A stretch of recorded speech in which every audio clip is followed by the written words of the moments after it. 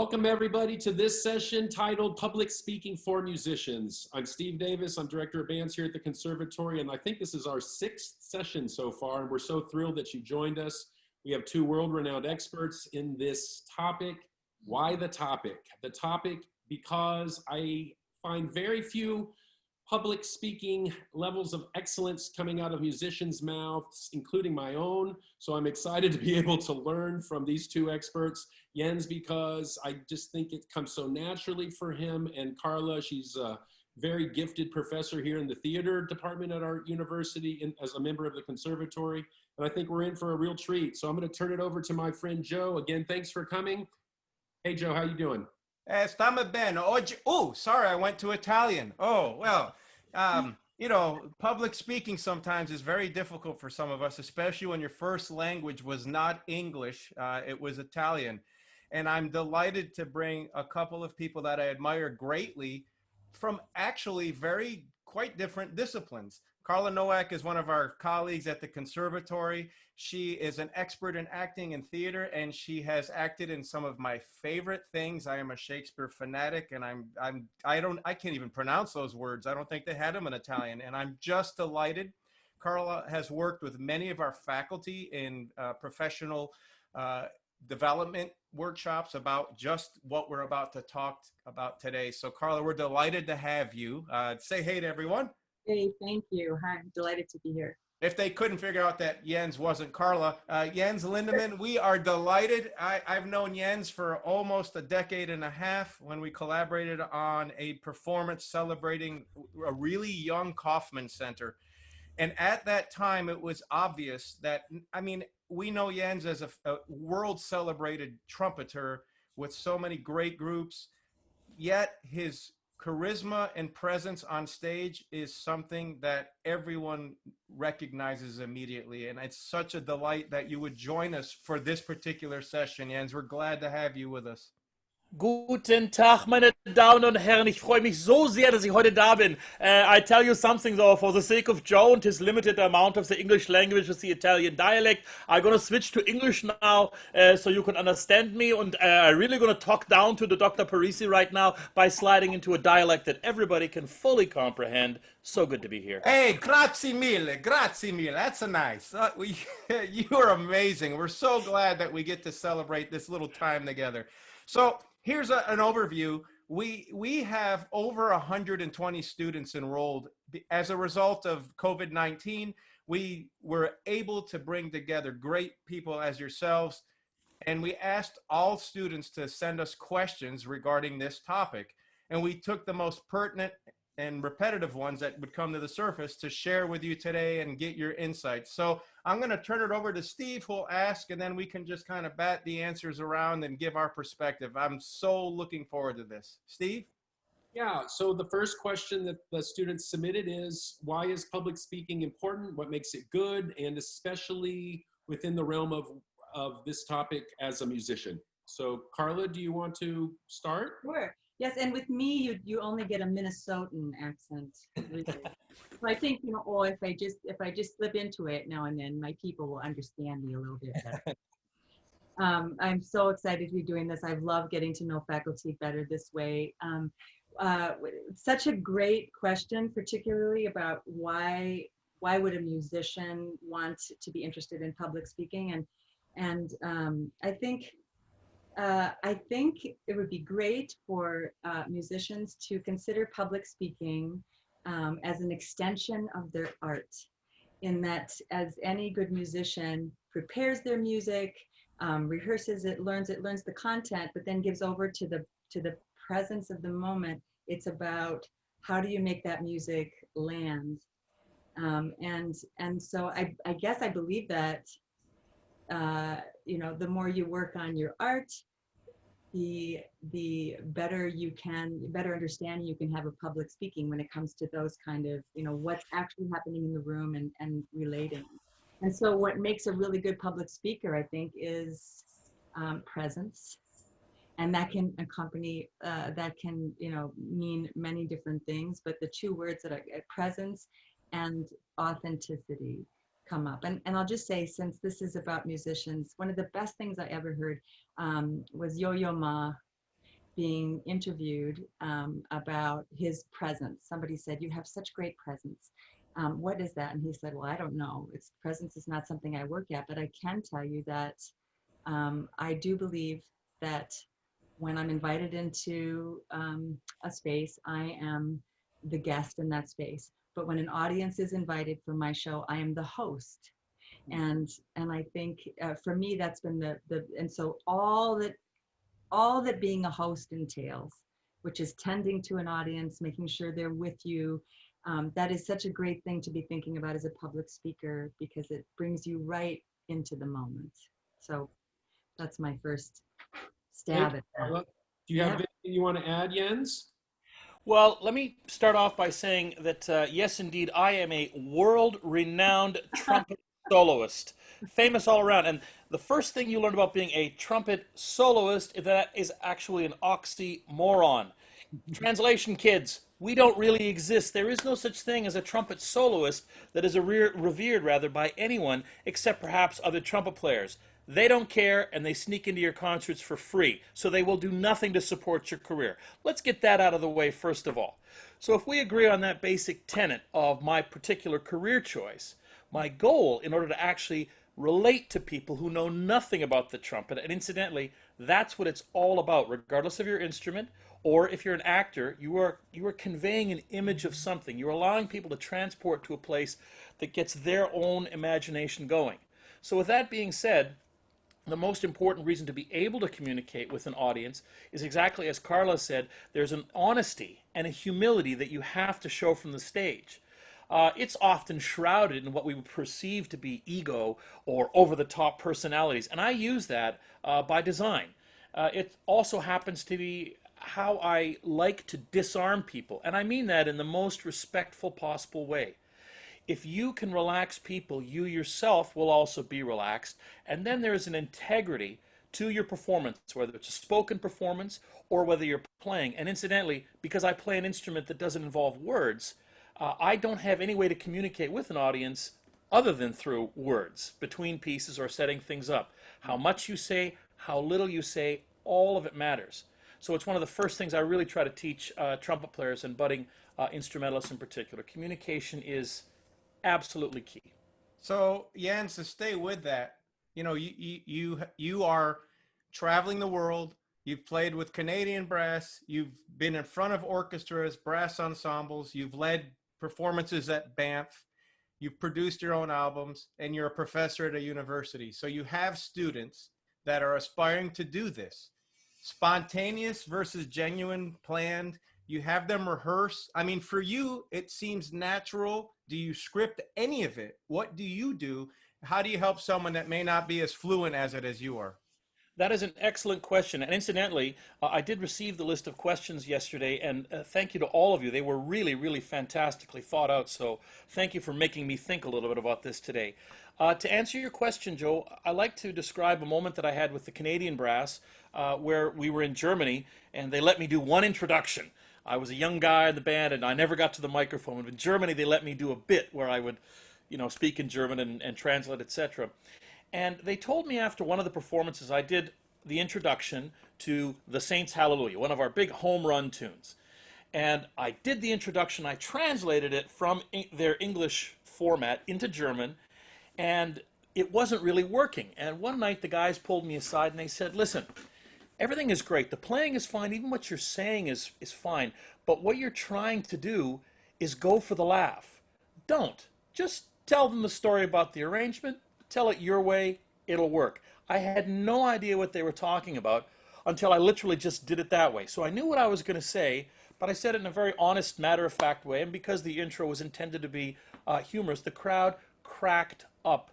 And that was the first time that I really realized that you have to be selfless.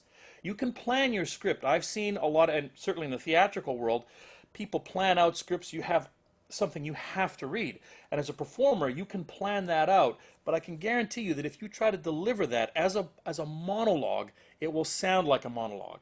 If you deliver it in the type of personality that you really truly are, and that's an energy everybody gives off. You can be high energy, you can be thoughtful, you can be more serious. It doesn't matter what it is that you are. If you're showing the audience that honest side of you, they will accept it and they will embrace you. I think that's a really key thing to remember.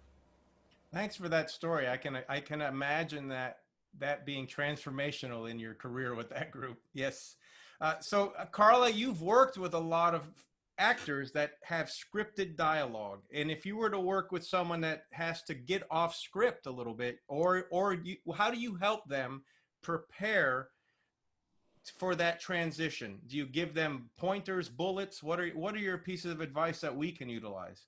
Well, I love that oxymoron that, that we have to be full of self and selfless at the same time to do the work, right? We have to be self-aware and then selfless. And I think that idea, it's a big idea, and it comes into play in, well, first of all, whether something is memorized. Well, first of all, as an actor, we become trained to learn the thoughts, right? We learn the words, but what we're really learning are the thoughts behind the words so that we can convey the actions, right? So in the same way, so we're not, we do have to have the words wrote, right? I'm not going to say to be or maybe not to be, or, I'm gonna say the exact words that are written, but in speech giving, of course, it just really depends on the nature of the event. When I run for president and doing my inauguration speech in 2025, I'm probably going to have written out my speech, and it will be, so the nature of that event is a formal one. And if the nature of the event is a little bit looser, and I'm going to just focus on connecting with my audience in a way that I don't know exactly what's going to happen, but I have a big idea of what I want to convey, then that's going to be a different thing. But I think the key is to bring your genuine self to whatever you decide to do, whether it's I'm going to be off the cuff, and I've got these great ideas, and I'm going to allow the audience to affect me and influence how I get these ideas across. And so I'm going to be a different kind of presence, or I'm not on a bouncy ball, I'm just bouncing up and down. or I want to make sure, a funeral, for instance, or a formal speech where I want to make sure I'm standing for something, and I want to make sure that I'm going to get it right. I'm going to have that written out, but I want to give it as if I use the word genuine. I want to give it as if it's happening right now, and I still want to make sure that I'm triangling out to the audience. So that is just where we need to be both. I think as a public speaker, we need to be listening as much as we're talking. And I mean, I love that, Jans, you used the word energy, because that's what it is, right? It's a really mysterious thing, actually, when you get up there and you know what you're going to say, but we don't know what's going to actually happen once you start talking, because anything could happen. And we have to love living in that discomfort, but we can help ourselves by preparing to the extent that is, that goes with the nature of the event. Does that make sense? Yeah. And the next question, now we've got all these students watching us, and other people from across the world, frankly. And for a person that's never done this before, and many of our students may or may not have ever had a public speaking class, and when you go to a recital and you watch them introduce the Mozart Clarinet Concerto, it almost serves as an invitation not to listen. Like, it's not compelling. It doesn't really mean a lot to me. So now, and I know that it does, these students spend weeks and weeks preparing these things, but then when it comes time to grab an audience to get them really in a position to want to hear this, it doesn't work. So now you're a neophyte. You know nothing about this. We're all teachers. How do you take maybe an introverted person or someone that has no skills at this, or at least perceived no skills? What are some teaching strategies to enable students to prepare for these very terrifying in real life scenarios? Jens, you want to start? One very simple technique that I sort of stumbled on, and it's all trial and error, incidentally. First of all, you cannot be afraid to fail at speaking. And the most important thing you can remind yourself of if something goes wrong, and it will, I can guarantee it, have a sense of humor about it. Just be honest. If you, people will immediately not only be disarmed, but they'll be engaged by the fact that you're just being real about it. Now, with that said, short of scripting what you're going to say before playing a piece in a recital or introducing something to an audience, I like to use a very simple analogy of church. Many people go to church, and more often than not, it's a great little minister's technique. They got 3 points they're going to talk about today. Now, if it's a really great sermon, you're completely engaged in each segment of that. If it is super boring, you're sitting there going, when do we get to point 2? When do we get to point 3? So there's a reference that the congregation has to that, okay? It's not rocket science, but it's very, very effective. So if you have, and you can come up with your own idea for what that is. 3 is a simple thing to remember. And I say 3 only because you have to remember 3 little things about what you're going to say. Say it, riff off of that a little bit. If you're in any kind of trouble, go to your second point, and that will start to save you. Then go to your third point, and you're out. Generally speaking, because you have a construct already, you now have a framework. It may not be perfect, but you have something that you can hang on to. I learned, and I'm sorry, it's so exciting to talk about this kind of a thing. I'll give you one quick example of that in real life. A couple of years ago, I received an honorary degree from a university. It was a very wonderful moment, and I was the keynote speaker. The night before the event, they said, we'd like a copy of your script. And I said, what are you talking about? I was just going to talk to the graduating class. Oh no, we have a translator that is for the, she's doing sign language. And the sign expert has to have your script so she knows what to do. Okay, obviously I'm not going to write a convocation speech overnight. So the technique that I used, it was actually one of the few times, ironically, I had really been nervous to do something, because you guys know me, I don't get nervous to do anything. Life's too short for that. But what I did, and I forget what they were, but I came up with 6 words. And basically I had and I used 2 techniques to survive this so I wouldn't go into panic mode. I had my 6 words, which were easy to remember. I slowed down everything about my speech cadence. I intentionally left some larger gaps between what I was saying. I would take time to look at the students. I would take time to look at the sign language expert. It was literally a form of survival technique to get through this. And it turned out to one of the most engaging public speaking moments I've ever had, and people were blown away. They said that was the best speech ever. And I'm not saying it to brag. I'm saying it because it was such an honest moment for me, and that's what the audience actually related to. What I said was almost irrelevant, but that's a technique that can be used. Thanks, Jens. Carla? That's wonderful. I love that. And I love, I always tell my students to take their work or their speech seriously, but take themselves lightly. And I think that's, another way to think about that. And you really addressed, so the getting in control of the things that you can control. So you can control the idea, what I'm going to say, my content. And then there's the whole other, what is 80% or more of any communication, which is nonverbal communication. So we have what we're going to say, but actually the things that carry are the things in between the words. So what's happening on my face, what's happening in my voice, and what's happening in my body. And those are, and so to even just start to prepare for that, I would say to any new person, first of all, I would say, Jans, you said that you don't get nervous. And I often tell my students that, that they should be more concerned if they don't get nervous than if they do get nervous. So you should be a little more concerned. But no, I do say Panic. I've had enough panic in my life. I don't need any more. I'm done. I say that because, even I was, I'm any unknown thing. I was I had butterflies just knowing I was going to be coming on here talking, right? There's a little something when we don't know what's going to happen that is a sign that we care. And so, and so just helping the students address some of those things that come up, and maybe we will talk more extensively about kind of some of those techniques, but also understanding. So, warming up. If I'm going to be talking this morning before I taught my first class, I do this really basic little warm up.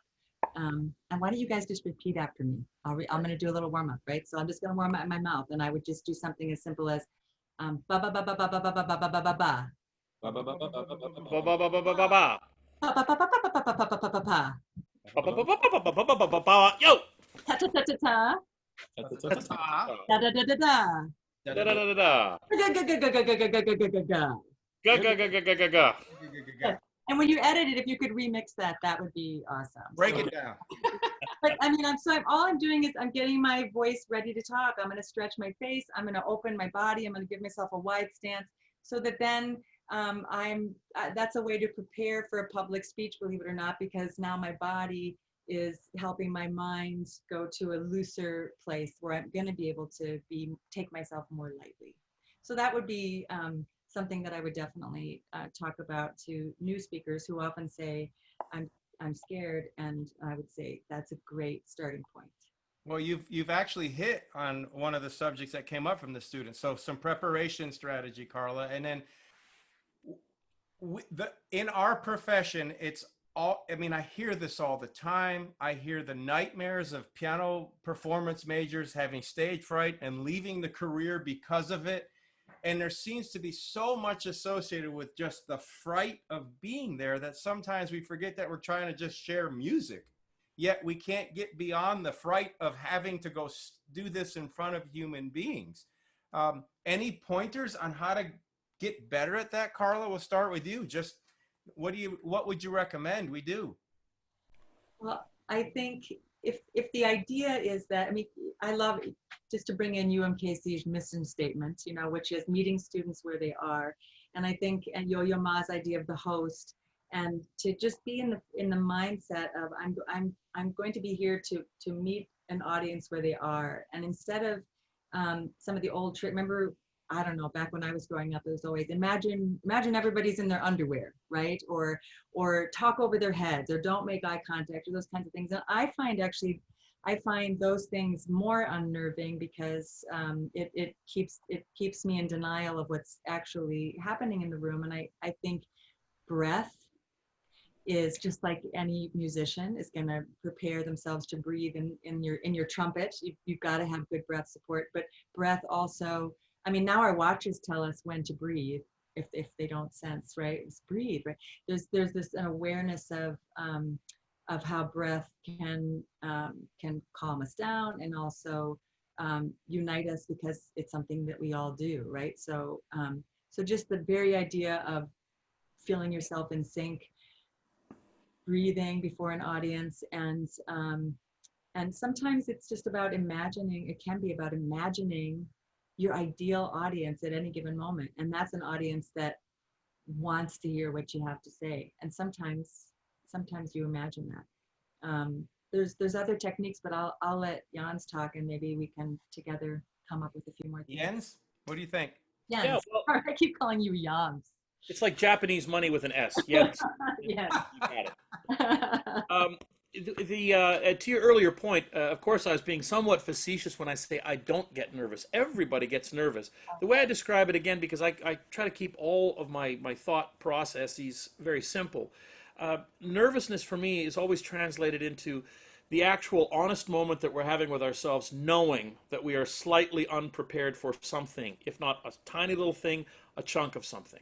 And you can never really go in knowing that you have absolutely everything prepared. So what's most important to address when you're nervous is trying to zero in on what did you not do to prepare for the moment.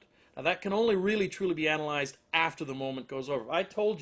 If we told you how many recitals we've heard played where the students just barely survived, and the next day they are raring to say, please let me do this recital again today. I'm so much more rock solid ready for it. Okay, well, that's a very super simple thing to do. Do practice recitals, not for a lot of audiences, but for other people. Play things for people in their entirety. When you're dealing with instruments like piano, for instance, which have much longer sonatas than most trumpet players can ever dream of doing, and often, not always, but often they're required to memorize that. Okay, so there's a certain technique that goes into just knowing for the next 25 minutes I'm not going to freak out, because if I forget something, I have no touchstone. So these are things that you have to prepare for in advance. Now, that being said, you also said something very pivotal to playing a trumpet, a wind instrument, which is breathing. A super simple technique to deal with nerves, even on stage, are breaths through the nose. It's just a very simple technique that we all will do instinctively as human beings. If you get really upset by something, you're very natural to simply go, all right, I got it together. Well, you can use that on stage, not in such an obvious manner perhaps, but that's one way to sort of allow your brain to take hold of the fact that you are in control of how you feel.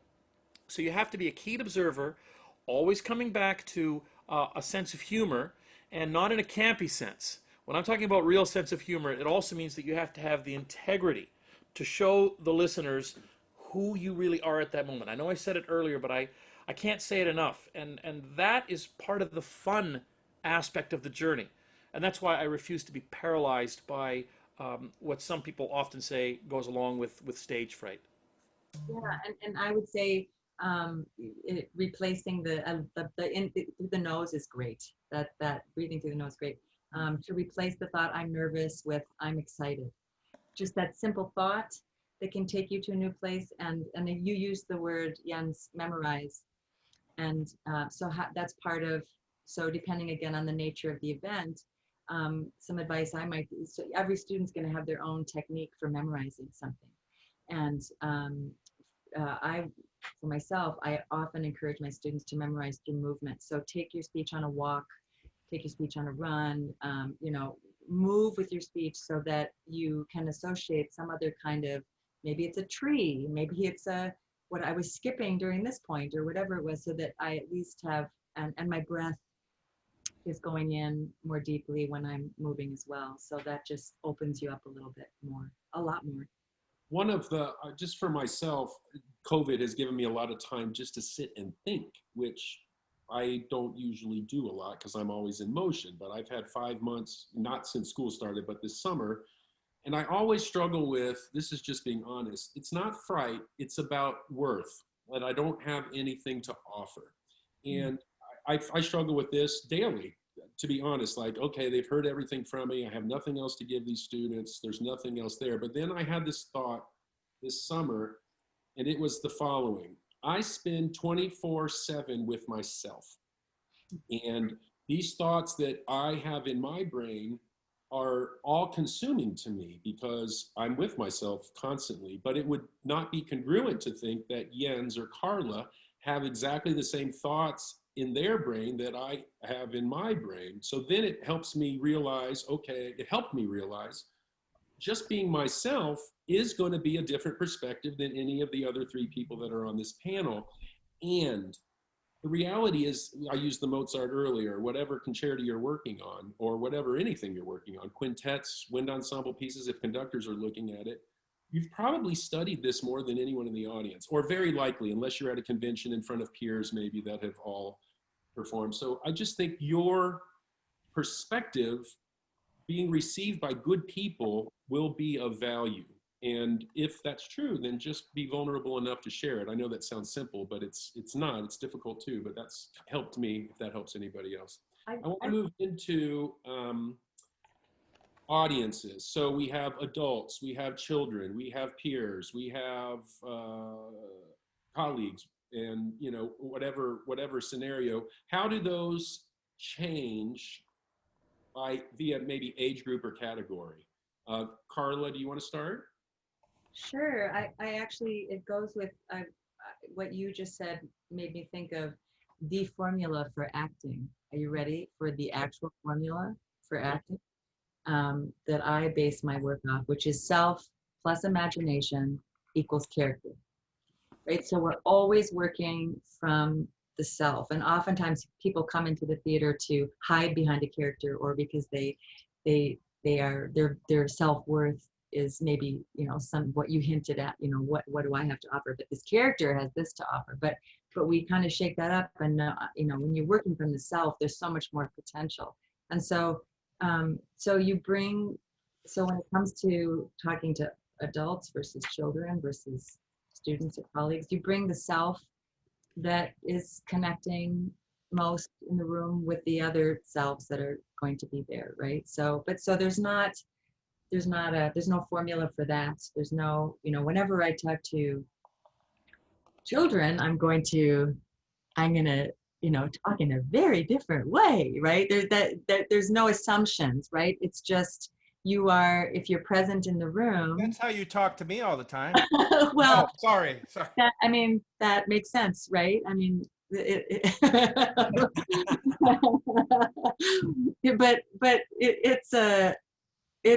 just it's about, so much of our work is about reading the room and being present to it, and like the word Jens you brought up earlier, energy. I'm going to reflect back what I see and be in communication, so the audience is going to tell me so much about how I'm going to speak. Yeah, would you have anything to add to that? Yeah, to that end, especially for students who are taking this all in and trying to enhance techniques that they themselves can use on stage, one of your best audiences to work with, to follow up with Carla on that, are children. If you can use any technique possible to hold the attention of children, because the first thing about kids is they are the most honest barometers in the world. If they are bored, they will not be polite. They will turn the other way. They'll be standing. They'll talk to their neighbor. Forget it. You can't reason with them. It's impossible. Don't pretend you can. But if you can find a way to hold their attention on what you're saying, whatever technique you need to do that, that same technique also applies to adults. Now, to Carla's point, you soften it, but the technique of how you get a child to pay attention to what you're saying is no different than dealing with adults. And trial and error will show you some of the best ways of being able to do that. But I can promise you that's a great, great experimental place to work on your speaking skills. And you can't make a mistake in front of kids. First of all, they'll forgive you. Secondly, they'll tell you and show you exactly when you did make that mistake, because you'll lose them. Carla, like in conducting, we utilize weight, space, and speed in the three variables that we utilize in gesture. I can see a lot of speed of talk, emphasis, exaggeration. Are there any theater modalities of teaching that you can help isolate just the basics, the core things that they can manipulate when we speak? Absolutely. I mean, when we get back to that, most of communication being nonverbal communication, and we break down, okay, so everything under the voice then would be all those things you mentioned. I'm tempo, right? So there again, it's about reading the room, repetition. Right? I'm going to understand what the room needs, and you look at some of the you watch RBG right now. I mean, now since sadly she passed, I've been watching way more talks of hers, right? And you look at the techniques that someone like, all the different the style that she brings in versus some of our other political leaders now, and everybody has their own unique style, and they all have their own unique way to use tempo, repetition, quality, whether and then using the space, right? Am I gonna be in this kind of relationship with an audience, kind of a welcome back Cotter, as a teacher, this is going to be loose and casual, or am I going to be behind a podium? Oh, you're dating us. Welcome back, Cotter. Wow. No. Students, that's a show from a while ago. Just check out Gabe Kaplan. That's awesome. We all did it. Rorschach. What is my relationship to the audience in the room, right? I love it. Yeah, I'm how it's set up. Absolutely, space is a huge part of that. What do you like? I find speed. They talk too fast. I remember going into a room with a behaviorist at Florida State, and I was with a friend of mine, and he spoke about 7 sentences, and the person said X person's name. Are you aware that you have an ah tick? You have said ah 47 times in the last 7 minutes, and blah, blah, blah, blah, blah. What are some things that get in the way of just basic, tangible things at the most simplistic level? Slow down, don't repeat, words that keep coming back. Whatever some of those things that maybe I didn't mention that you all have additional things. What are some typical isms? One of the conscious things I try to do if I'm being interviewed, for instance, with television in particular, because there's a visual component to it, although I also consider this when doing a radio interview. Before I speak, I consciously actually try to lower my voice just about a third. Not very much. You know, it's that voice that you get when you have a horrible cold, and at the end of it, you're down here singing Elvira, and you got this bass baritone rumble. And guys think that's all really cool, and then it goes away and you go to your regular speaking voice. That being said, when you consciously, as I'm doing right now, just imagine that I'm about a third lower than my normal voice. I have to slow things down. It's just natural. But what will also happen as a result, I'll end up in my regular tone at different points. So now there's actual, instead of flatlining or having a monotone to your tone, you actually have a song line to your voice, which is engaging. This is a technique that preachers have used forever. You know, there is no such thing as a better Southern black minister. You know, somebody said to me once, the worst Southern black minister is going to sound better than any Canadian minister ever could, only because there is a true song to their speech.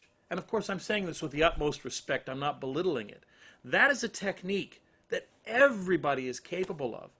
Now, you can go too far with it where it could actually appear to be an affectation. That's not honest either. So you use a technique to ultimately discover something that is naturally who you really are. Slowing down is simple. Remembering to drop your voice for a moment, because it'll naturally go up to where it wants to go anyway. That's those are two very, very simple techniques that allow you to engage the listener regardless of what you're saying, I think. Jens, anything to add, Carla? Very musician's perspective, right? I'm going to have my voice, I'm going to drop it down. Yes, there's so many, the question is always, how do I get feedback on what it is I'm doing? So you mentioned the tick that you have, which would, you know, so what do we each have for vocal static? Everybody has it. Some of the best speakers are ummers.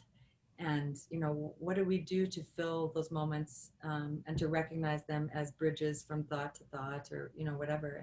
And again, take yourself lightly in the process of that. But, you know, I'd say just technique wise, I would get feedback from people listening. What are the things that my big thing, I often say, right. I'll say to my students, right. And then I had students say back to me, right. And I started to know, oh, that's something that I do.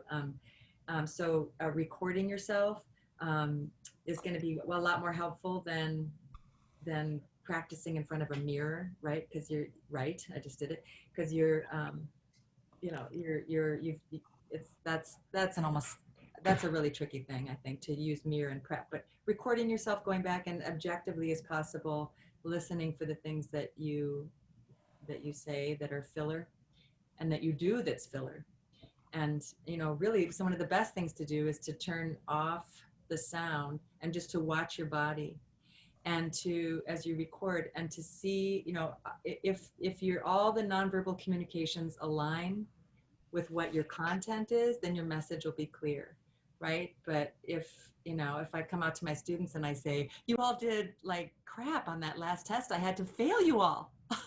You know, I mean, it's like Chris Traeger breaking up with Ann Perkins, right? She had no idea because he was so cheerful through the whole thing on Parks and Rec. So it's about not confusing the audience and just seeing what story is your body telling that you might not even know that it's telling. And then also vocally, same thing. I can't remember if that was Dan Pink's book or Malcolm Gladwell's book, The Blink. I might have been in Blink. I'm getting my books mixed up. But evaluated I think it's from Blink, and I know that's Gladwell. I can't remember the Pink book, but this may have come from as well. But they did that analysis of the professor at Penn State with the sound off. Mm-hmm. And they were just watching body languages, and then they did other professors, and they could accurately predict student evaluations and like of the course based on just the teacher's nonverbal communications to past the point of, you know, error. So that was always very, very fascinating to me, that study too. So the nonverbal part, you know, we can all work on as well, for sure. And just before you go to your next question, Steve, Carla, boy, did you just knock it out of the park. That is the simplest thing, and we probably should have started with that. Record yourself. Everybody can do it. We all have phones now that can do both a visual and an audio. Speak to yourself in some safe place where you can analyze it afterward. The only other technique that we can use to get rid of some of the likes or tics, etc., is to talk to our closest loved ones and friends and literally say, I need you to tell me when I'm doing this. I will not be offended. You are sanctioned. My wife and I do that all the time if we start to say, you know, there's a habit that you have, and I'd like to just point it out, and I'm doing this out of no place other than love and respect, and you trust each other. But that requires a certain amount of trust with who you're partnering with. But listening to yourself or watching yourself, you'll learn almost everything you need to know. We could almost end right now and just say. And do you limit that to speech tics only? Right? You limit the habit pointing out between spouses. It's just speech tics only. Yeah, no, are you kidding? That never flies. It doesn't work. But I think we would all agree, occasionally you get to see somebody speak, and you are so enraptured by not necessarily what they're saying, but we notice they never say they never say like. If they do anything, they will pause. They won't do anything to fill in what we would do in normal colloquial speech patterns. And when I notice that, I'm thinking to myself, it's probably been a practiced skill. And that's a pretty simple thing that you can clean up in your own form of language. Go ahead, Carla. Just really quickly, I love that. And I'm learning that from watching these Ruth Bader Ginsburg speeches, right? Just the art of the pause and the taking time.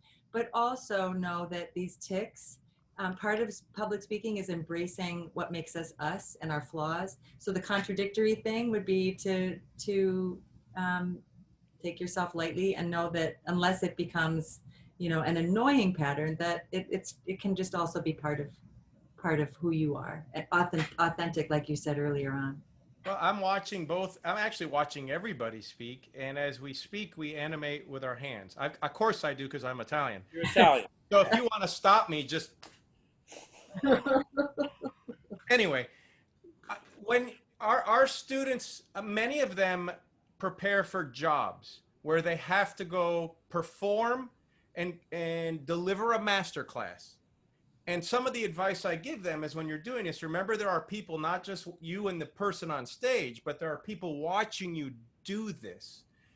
Can you give some pointers? And I'll start with Jens. It's this kind of interesting environment. We're going to watch what you do as a teacher one-on-one, but you got all these people out there in this kind of artificial environment. And, you know, number one, what should you be thinking of, and how can you do that successfully while being loud enough so you're being heard in the back by these people and not forgetting about them, and then catering to this human being while being engaging to everyone? That's a big question, but we've all been in that situation. We have. It's an excellent question, Joe. First rule, of course, is to involve the audience in a master class. A true master class is just that. If the audience was not part of the equation, then you might as well call it a private lesson. They wouldn't need to be there. And both the teacher and the student should acknowledge that there's an interplay that takes place. So when you say things to a student, there's a time, of course, you might want to say it very quietly on stage, because you're giving them almost like I'm giving you a tip, a little secret. Now try this, see how it feels. That's a technique. Or you can be over the top with your gesture. Say, I've just asked the student to do this. Now the student will attempt to do this. You've disarmed the entire moment. The student that's freaking out is now a little bit more relaxed. 99% of the time what they're about to play will come out a lot better. You stand there as the master educator going, you see, I'm a genius. It has nothing to do with you, but it has everything to do with human interaction. So respecting the individual you're working with, but also not being arrogant and pretending it's just about you and I. No, it is about the audience. They want to learn as well. They want to actually learn in many ways more than the student does in some cases. So that will really help masterclass presentations. Thank you. Carla, have you been in that situation? I have, and you really summed that up beautifully. I love that you just used the word pretending. I think anything we can do to not pretend so I'm not going to pretend there's people watching me. I'm not going to pretend, you know, that again, it comes down to your word integrity and honesty in the moment. And then, I mean, when you did this, you just looked like the ringleader, and that's really what you're again, I come back, you're the host. You're balancing the room. You're making sure these people feel welcome and this person feels welcome, and everybody's, you know, it's a balancing act. About the room. So, you know, we're in presidential election time. We have all these debates going on, vice presidential debates, and it's interesting to me what the candidates do the day of, and you'll always see that they walk the room, they spend time in the room, they get comfortable in the room, empty. And so as musicians, often we get to do dress rehearsals in the space where we're going to be able to perform. What are some things that we can consider in those dress rehearsal times to get comfortable in this other aspect of the evening that we're going to do, serving as host and projecting?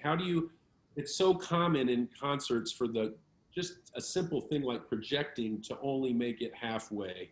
How do we learn to be so much bigger than ourselves and exaggerate? And I know when you look at actors up close, right, you see the makeup, it looks like, some kind of, doesn't look normal. When you get away from it, the lights hit, it looks great. It's very exaggerated. How do you help teach this? Carla, do you want to start? Sure. Yeah, anytime you can get in the space, I mean, always try everything you can to get in the space before you're going to perform in it. And most of the time actors are rehearsing in the space. And if you can rehearse, even if it's just rehearsing an opening and a closing for a speech so that you can get a sense of what the room feels like. This projecting in big spaces, in some ways, maybe not, but I've been thinking about this, it's in some ways becoming a bit of a lost art, in that most of the big spaces now, 20 years ago as an actor, and we still are trained as actors to target our voices to the back of the theater, right? We do makeup for the people in the back of the house. So if you're sitting in the front row, it's a bit garish, or can be. And so you learn to aim your voice, you learn to target it, you learn to land. And so that's technique wise, if you can get in the room and something as simple as having somebody at the back of the house speaking to them and confirming that they can hear you, and just kind of getting a sense of the acoustics of the place. And but more and more in a big space, we're amplified. And so in some ways, it's a matter of toning your voice down so that you're not yelling into the microphone, which is such a disconcerting thing when you're trying to fill a big space, but your voice is, but in terms of, if I were to just be a speaker in a big house, which I love to do, it's a great opportunity. Every person should have the opportunity of speaking before just a huge crowd, to just feel that. And just think about targeting the people in the back. Agreed. When you are working, there's an art form to working with amplification that doesn't exist when you're doing something acoustically. And to your point, Steve, I'm going to assume you meant in an acoustic space where if you can get into the room, that's great. But the room, and I say this very sensitively as a brass player, okay? As a brass player, we have to be very, very cautious of losing your chops, of pacing yourself in a way that you don't do anything that you wouldn't normally do. And what we often tend to do is we overplay, try to fill the room as brass players, and if you haven't learned how to do that, you're going to get into trouble. You're going to be a sprinter that's doing the 100-meter, except, oh, what a surprise, it's a 200-meter race today. So with that said, one of the techniques I very consciously try to think of is I imagine a type of box that is around my basic sound, regardless of the room that I'm in. And I try to make that as resonant as possible. Now, if the room is bigger and it allows me to amplify, I don't try to fill the room. You wouldn't try to do that on a marching band field because it would be stupid. You can't fill a marching band field. It's impossible. No one can do this. Nor can you do that in a large concert hall. Now, with that in mind, what you also want to do, there's 2 points there. One is the dress rehearsal that often happens the day of. If it happens the day of, don't be stupid. Are you there for the rehearsal or the concert? The answer is obvious. That means pace yourself, which also means at times in the rehearsal, maybe push the envelope a little bit. Get a feel of what it could be like if you're feeling like you want to go for it. Or use the simplest of techniques, which the Brits like to call tops and tails, which means your band might be playing or your orchestra behind you. You don't have to play all the licks. Play the important ones. Get a feel for how it is in relationship to the ensemble and the room itself. Because I guarantee you, regardless of how clever you think you are, there's not room I've ever played in, well, maybe 1 or 2 but out of thousands, that isn't going to be completely different, again, once you put the audience in there. So it's a long way of saying you cannot control all of the variables. What you can control is that area that is yours and yours alone. And the art form of getting better and better at doing that is experience. It's a terrible thing to say. It's like a parent saying, and I always like to say, you don't have experience until you've actually experienced something. That's how the word works, okay? And that means good experiences and bad experiences. And I think the last thing I want to put on that note is don't feel like every single moment of what you're doing has to drip with the kind of passion and verve to create and make something that is too much. Be cool. Be cool. Find your spots. Everything is about ebb and flow. So sometimes I think younger people feel like I got to come firing out of the gates, and if I'm not fallen over and exhausted by the end of it, I haven't done my job. It's true, you should be exhausted by the end, but you have to be able to measure that. Those are just intelligent techniques you can use to just pace it a little bit. I can't tell you how many times in Kauffman Center, Carnegie, Myers, wherever it is, wherever I want to say something to the audience, there's not a mic there. So immediately I know I have to go into a more projected, conveyance. And I want to make sure that people in the back can hear me. I've gotten to the point where I can do that now. I know how to do that through the experience part that Jens just talked about. Okay, we talked about that in acoustically. What are some tragic things people do with microphones and hitting them and whatever else? And what should we not do with mics? How far should they be away? And do you have any advice towards that? That's just pragmatic for our students. I have two comments on microphones in particular.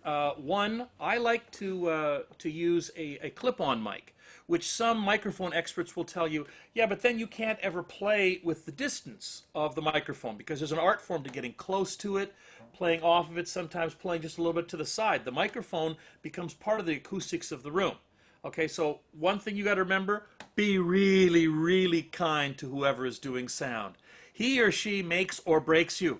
They are king or queen of the evening, not you, okay? Once you turn on a microphone, it's not even really your sound anymore. It is in collusion with them, all right? Number one. So if you are working with a microphone that's a standing mic, experiment, okay? A good sound person will allow you to do that. They won't automatically adjust based on things that you are doing. The reason I like a clip-on mic is that even though it doesn't allow me to get closer or softer with the mic, it allows me to play exactly the dynamic that I want. And even within that little distance from my bell to the microphone, allowing myself to have nuance makes me feel better most of the time. And on another practical note, it also gives me range of motion on the stage, which I use as a technique to keep the audience distracted. And if they're distracted, they're engaged. And if I know I'm the one who's doing the distracting, then I'm in control of my situation. So movement is a big, big part of how I put my shows together. Carla? I think that was well said. I too prefer to have a mic on me, and I agree that you need to be very kind and respectful of the artists who are in control of your sound, because that is everything.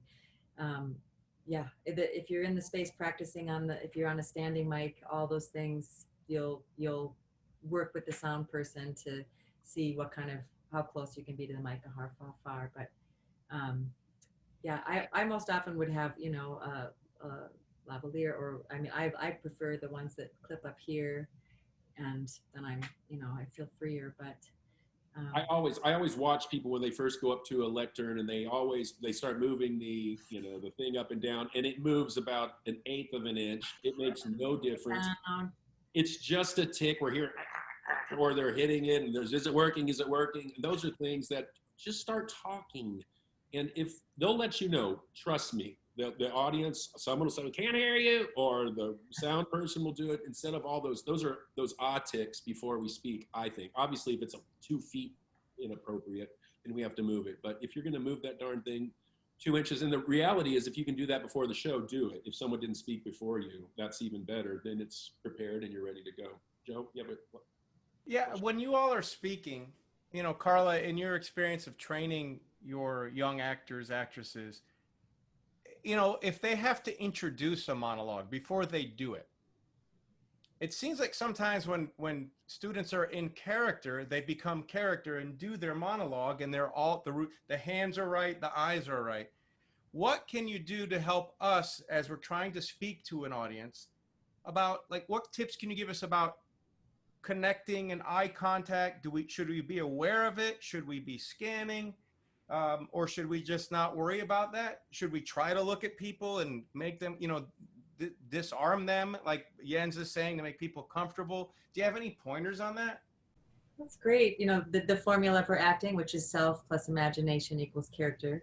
In an audition, it's essential to get a sense of the self before, as Jens would say, before I lower my voice 10 notes for a particular character, or before I want to give the audience a sense of who I am.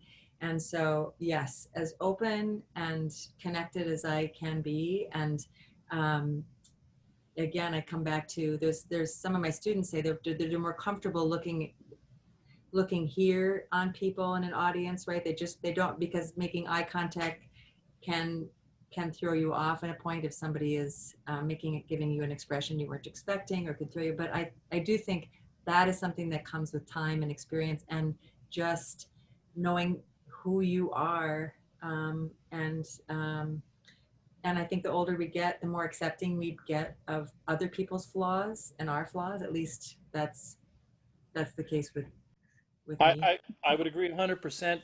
I would highly, there's very few things I would say emphatically, but I would highly discourage making direct eye contact with anybody. Boyfriend, girlfriend, aunt, uncle, total stranger. Just don't do it. Oh, okay, go ahead. Why don't you try doing it and see what happens? This is what's going to happen. I can guarantee it. If you're empathetic at all, which we have to be as artists, you will feel discomfort with that moment.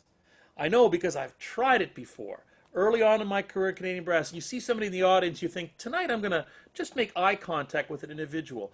Almost instantaneously, I feel uncomfortable on stage. And here's the truth. We are little goldfish in a bowl. They want to be watching us and listening to us, but they don't want us to know that they're watching and listening to us. So when we break that wall down and actually truly focus in on the eyes of any individual, that it's not natural. Because the bottom line is, you're doing something and they're receiving it. If it was the other way around, they would be up on stage doing it with you. So you must respect that barrier. So sometimes people say, look over their heads, whatever it means to you, but do not try direct eye contact. I don't know any time that I or anybody would sort of endorse that as being a technique that actually works. So Jens, you keep coming back to this about the Canadian Brass experience, and I'm not assuming this, but where have you grown the most in public speaking? Was that it, or was it before then? Another really good question. A lot of it was much earlier. Ironically, from my playing perspective, a lot of it actually came from playing in church when I was a kid. My mother would throw me up there and say, Jens, go play the hymns, make them sing, okay, go. And you're playing pretty simple music technically, but everybody's singing along, and you realize very soon that it ain't about you. It's about creating a vibe for everybody. You're augmenting. So you're there literally to serve, okay? That was number one. So right away, if I'm playing a concerto, I have that same tenet in mind, that I'm playing something that is meaningful to the listener, and certainly a hymn would be that. The other place I learned was band camp. Oh yeah, my favorite night at band camp, and you'll love this, was skit night, okay? All year you waited for band camp, and then you'd get together with your cliques, and skit night usually had nothing to do with your playing the instrument, but you were around all these other band geeks, and you got to just have a lot of fun expressing yourself and trying things and getting people to laugh. And those skills that were learned early on in my teens, I can't tell you how many times I stand on stage right now laughing, going, man, somebody's actually paying me to do this now. But it's no different. And so I think that's the genesis of it. Carla? Were you going to disagree with Jens on the eye contact thing? Yeah, I was. I saw that. I was going to push back. I was trying to go. Okay. No, I really think that comes down to, again, the nature of the event and who you are. And I think for me, I mean, anytime I have the opportunity to make eye contact with an audience, I'm much more comfortable having that kind of engagement, Mm. that kind of feedback. But most of the time when you're in a big space, it's true, the audience is in the dark and you're in the light. So that's not even really an option. Oh, it's true. But this, I love the band camp and going back to these pivotal moments. And it made me think of the first time I kind of had a sense of having an effect as a public speaker. I must have been in 9th grade, somewhere around there. And I'd written an essay for our church on why my mom should be Mother of the Year. And I was told that there was going to be it was like narrowed down to 5 of us, and now we had to speak it. And I remember being nervous, but it was the first time when I got up to speak, and of course I knew exactly, my mom glowed for me, right? Because she didn't know that she was up for Mother of the Year, right? I was going to read this and she's there, and it's mostly women in the audience. And I just remember at that time, I had everything prepared, what I was going to say, and I took a breath. And I saw my mom, and then I saw, all my friends' moms and this whole group of women. And it was the first time it was the first time I realized that I can connect in a different kind of way than I was maybe assuming that I needed to connect. And it could still be formal, but that I was going to use the energy to have my mom win Mother of the Year, which she did. But it was just, I'll never forget that. It's like, wow, I'm really I'm a vessel here for something. I love that when I'm just gonna make an experience happen, but I'm gonna do it by acknowledging what's happening in the room. It's interesting. Sorry, I was just going to amend my answer only ever so slightly because, of course, you're correct, Carla. And all I want to do, just to be really clear, I went over the top for dramatic effect, which you saw right away. But the truth is, and we all know this is human nature, there's a way to look at people, and then there's a way to lock eyes with people. Yeah. The locking part, that's where it gets really dangerous in performance because, well, for obvious reasons. But acknowledging and even seeing people, that's a different kind of energy that actually, I got a little longer on this answer than I'd intended. I apologize. I have one great friend. He just passed away a few years ago. And what I always loved about this fellow's name was Bob. When Bob sat there and talked to you and looked at you, he looked right into your eyes, but it was very natural.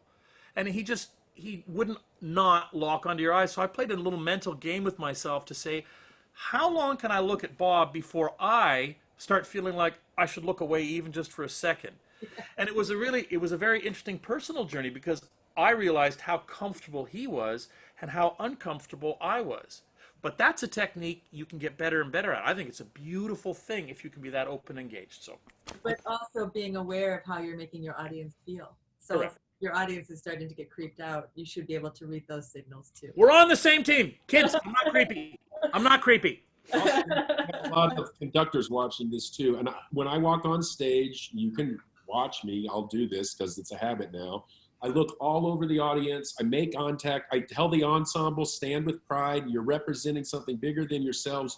Make eye contact with a smile on your face. Invite people to your concert. They don't have to be there. They're sharing this with you. They're giving of their time. That is a moment that I want 50 people behind me engaging with people really authentically with a great sense of gratitude. But like if I'm at the Kaufman Center and it's a full house, and we have 160 people up in the choir loft, I always say, once we sit down and start playing, we are now within each other's world. We're playing off of each other, and we want to have people invite us. We want to invite people into that, of course. But I can guarantee you, when I'm conducting whatever it is, in the real time, I am not going to be looking up in that choir loft because something's going to spook me, or someone's going to scowl, or someone's going to, and it's going to get my head going, or they're going to smile, whatever it is, and there will be instinctual reaction. That's how we're raised. That's what our environment is. We're coming to the end here. We have about 5 minutes. Joe, do you want to ask the last question? Yeah, I'm going to just ask you to share maybe a tidbit of anything that we may not have covered. You've hit everything we sent you. So is there anything just from your world of life that we can't, experience is something that we can't replace, but yet we can pass it on to our young generation of students watching this today, and would love to hear from you. Like, yeah, do this. What would that be? Let's start with Carla. I think just knowing that connecting to a large audience in a big room, which all of you have done more than I have in that way in informal situations, but knowing that you can rise to those occasions by practicing in really small ways how to connect to others. So, I mean, making the simple choice to say to your grocery cashier, how's your day going? Thanks, I love paper. I always choose paper over plastic or whatever it is. But to, how is your, what's going on with you? To force yourself to, for a lot of it is, I mean, giving a public speech is putting yourself in the stretch zone, right? You're not, I loved, Jens, when you talked about panic versus comfort earlier. I don't want to get in the panic zone, but we're always, there's a certain amount of discomfort and what it is. So practice putting yourself in uncomfortable situations and you will, and I mean, certainly safely, right? But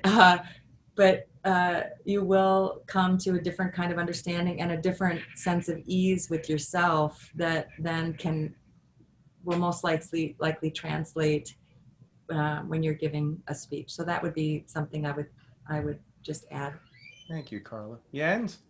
The first thing that came to mind would be the fact that we have been in a very interesting time as a humanity the last 6 months. Everybody, not just America or Canada, the entire planet. And it has caused, as you said earlier, Steve, all of us, if we're being honest, if we're being empathetic, not just with others, but with ourselves, to acknowledge that we've been introspective or have had introspective moments. I think this is a really, really important point for us to remember moving forward. One of the ways I described this pandemic early on is that the cult of celebrity is over for a minute. Does anybody really care what's going on with the Kardashians?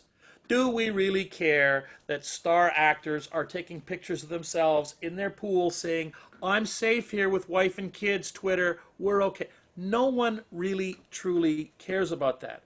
And we've been put in a position right now where we realize we're all in this together. Whether you're rich or famous or poor or not, it doesn't matter. And there's something really, really key to learn from that. As corny as it may sound, I think we should make a conscious effort just to be kinder to each other. A practiced skill to genuinely say hello to people and then listen.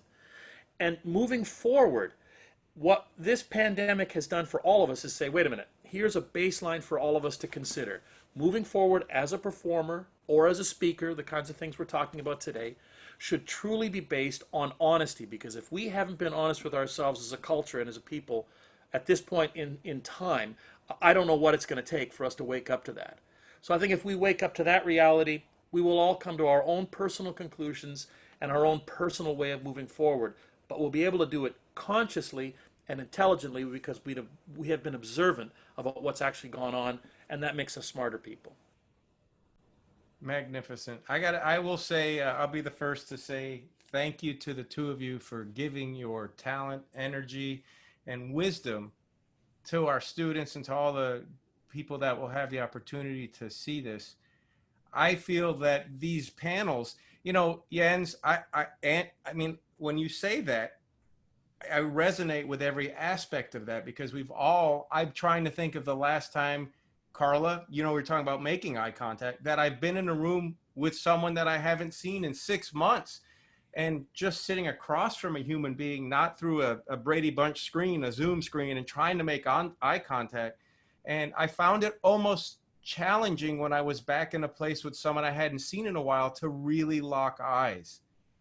But having you all share with us these experiences that you've all been through, and then speaking to the fact that we all now have an opportunity to reset, revisit, restructure, and rebuild, I think that's a beautiful way for us to think about what we've been able to do. I know I've grown through this pandemic to appreciate people like you, and you've given your time, you've given your wisdom, and I'm just thankful that you would consider that an important part of your mission as educators and artists. And I just, on behalf of UMKC and the bands, I'm so thankful to have you all as colleagues and friends. Yeah, there's not much more I can add. I have the highest respect for Carla and Jens, watching you, observing you both. You're just great people that are giving constantly, don't have to be here. And none of us are, as musicians, we're rarely trained formally in what we're talking about right now. And I would be a huge advocate here at the conservatory. I say it all the time to the Wind Symphony. If we could have a public speaking class, I think it would be situationally appropriate, so our students are really prepared to be excellent. I'm still advocating for that. Let's do it. Yeah, okay, I'm all about it. So Carla, we can put a proposal together. That'd be great. I think it'd be awesome. But Jens, thank you. I know you are remarkably busy. I hope you're okay out there in LA. Carla, I hope you're okay here in Kansas City. And we'll see each other again. Thank you so much. Yeah, thank you. Everybody that's watching, come back with us next week for another excellent session. And again, we're very thankful for the time that you spend with us. Take care. Thank you. Bye-bye. Yeah.